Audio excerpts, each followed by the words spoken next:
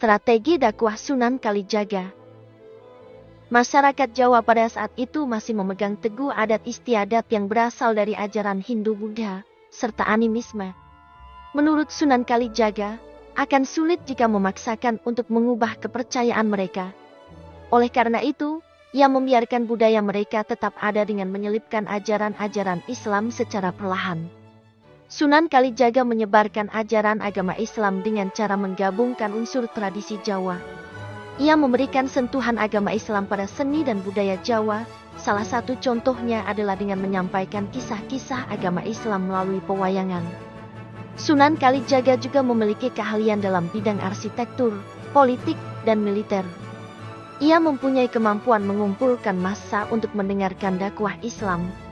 Karyanya yang terkenal antara lain berupa seni wayang kulit dan cerita-cerita yang membahas ajaran agama Islam. Ruang lingkup dakwah Sunan Kalijaga pun yang paling luas jika dibandingkan dengan wali yang lain. Sebagai mubalik, cara berdakwah Sunan Kalijaga berbeda, di mana ia cenderung menyiarkan ajaran sembari mengembara. Sebaliknya, para wali yang lain umumnya berdakwah dengan cara menetap di suatu pesantren atau surau. Ia mengubah sedikit demi sedikit ajaran nenek moyang masyarakat Jawa dengan metode yang ramah dan halus. Upayanya ini turut terlihat dalam penggunaan pakaian adat Jawa yang disempurnakan secara Islami. Bidang strategi perjuangan mengakarnya budaya dan keyakinan sebelumnya, Sunan Kalijaga menggunakan strategi perjuangan dengan menyesuaikan kondisi masyarakat saat itu. Di antaranya adalah dengan menggunakan pertunjukan wayang. Bidang kesenian. Sunan Kalijaga menjadi tokoh wali yang mampu menciptakan seni dalam berbagai bentuk, seperti wayang, tembang, suluk, dan seni ukir. Ia menggunakan keahliannya tersebut untuk berdakwah dengan karyanya antara lain lir-ilir, dandanggula, dan gundul-gundul pacul. Sunan Kalijaga juga terlibat dalam penciptaan beduk untuk masjid, grebek maulud, gong sekaten, dan seni ukir tumbuhan. Selain itu, ia menciptakan cerita pewayangan yang dihimpun dalam kitab-kitab cerita wayang.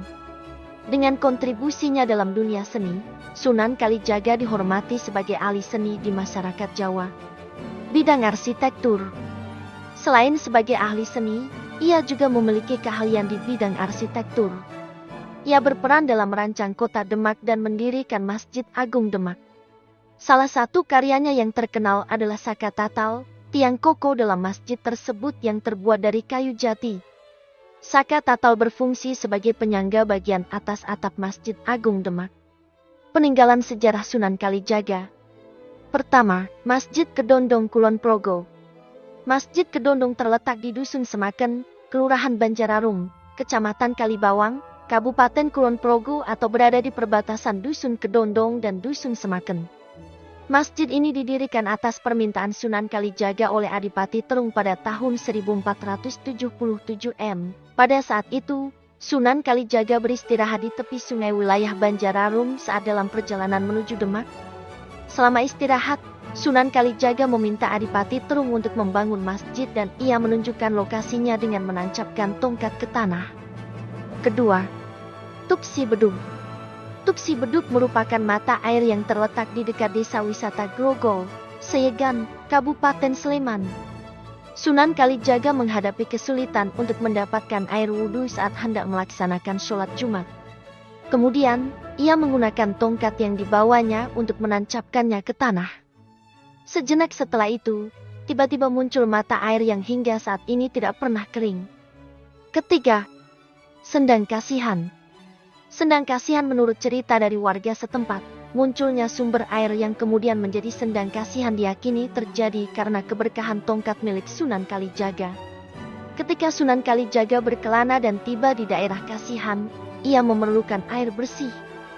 Karena tidak menemukan sumber air yang diinginkan, Sunan Kalijaga menancapkan tongkatnya ke tanah.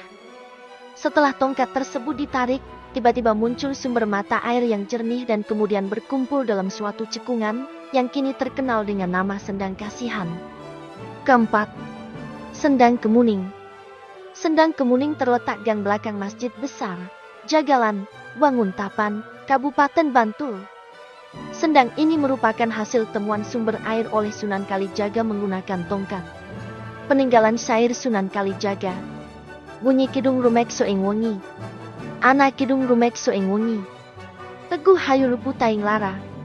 Luputa bilahi kabeh. Jim setan datan purun. Paneluhan tan ana wani. Niwah panggawe ala. Gunaning wong luput. Geni atemahan tirta. Maling aduh tan ana ngarahing mami. Guna duduk pan sirno. Artinya, ada sebuah kidung doa permohonan di tengah malam. Yang menjadikan kuat selamat terbebas dari semua penyakit. Terbebas dari segala petaka. Jin dan setan pun tidak mau mendekat. Segala jenis sihir tidak berani. Apalagi perbuatan jahat, guna-guna tersingkir. Api menjadi air. Pencuri pun menjauh dariku. Segala bahaya akan lenyap. Sakehing larapan samya Bali. Sakeh ngamapan sami mirunda. Ulas asi pandulune. Sakehing beraja luput. Kadi kapuk tibaning usi. Sakehing wisatawa. Sato galak tutut. Kayu aing lemah sangar. Songing landak guaning. Wong lemah miring. Miang paki poning merak. Artinya, semua penyakit pulang ke tempat asalnya. Semua hama menyingkir dengan pandangan kasih. Semua senjata tidak mengena. Bagaikan kapuk jatuh di besi. Segenap racun menjadi tawar. Binatang buas menjadi jinak. Pohon ajaib, tanah angker, lubang landak, gua orang, tanah miring dan sarang merak. Pagupakaning warak sakalir. Nadian arcam yang segara atat. Temahan rahayu kabeh. Apan sarira ayu. Ingideran kang widadari. Rineksa malaikat. Lan sagung prarasul. Pinayungan dinghi yang suksma. Ati adamu teku baginda esis. Pangucapku ya Musa. Artinya, kandangnya semua badak. Meski batu dan laut mengering. Pada akhirnya semua selamat. Sebab badannya selamat dikelilingi oleh bidadari yang dijaga oleh malaikat dan semua rasul dalam lindungan Tuhan. Hatiku Adam dan otakku Nabi Sis. Ucapanku adalah Nabi Musa. Napasku Nabi Ngisalinui. Nabi Yakub pamiriar saningwang. Daud suaraku mangke. Nabi Ibrahim nyawaku. Nabi Sulaiman kasek dan mami. Nabi Yusuf rupengwang. Idris sing rambutku. Baginda ngali kuliting wang. Abu Bakar geti daging ngumar singgih. Balung baginda Ngusman. Artinya, nafasku Nabi Isa yang teramat mulia. Nabi Yakub pendengaranku. Nabi Daud menjadi suaraku. Nabi Ibrahim sebagai nyawaku. Nabi Sulaiman menjadi kesaktianku. Nabi Yusuf menjadi rupaku. Nabi Idris menjadi rupaku. Ali sebagai kulitku. Abu Bakar darahku dan Umar dagingku. Sedangkan Utsman sebagai tulangku. Sumsuming sun pati malinui. Siti Aminah bayuning angga. Ayu pingususku mangke. Nabi Nuh hing jejantung. Nabi Yunus sing otot mami. Netraku ya Muhammad. Pamuluku Rasul.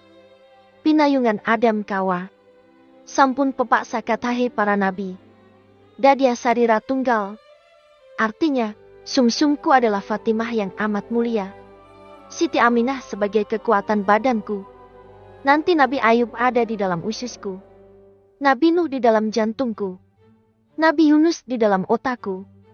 Mataku ialah Nabi Muhammad. Air mukaku Rasul dalam lindungan Adam dan Hawa. Maka lengkaplah semua Rasul yang menjadi satu badan. Wafat Sunan Kalijaga. Semasa hidupnya, Sunan Kalijaga meninggalkan beberapa hasil karya seni yang secara turun-temurun dapat dinikmati hingga saat ini. Di antaranya adalah: pertama, lagu Ilir-Ilir dan Gundul-Gundul Pacul. Kedua, Baju Takwa. Ketiga, perayaan Sekatenan, Gerebeg Maulud. Keempat, wayang kulit. Kelima, toko wayang kulit Punokawan yang terdiri dari Semar, Gareng, Petruk dan Bagong.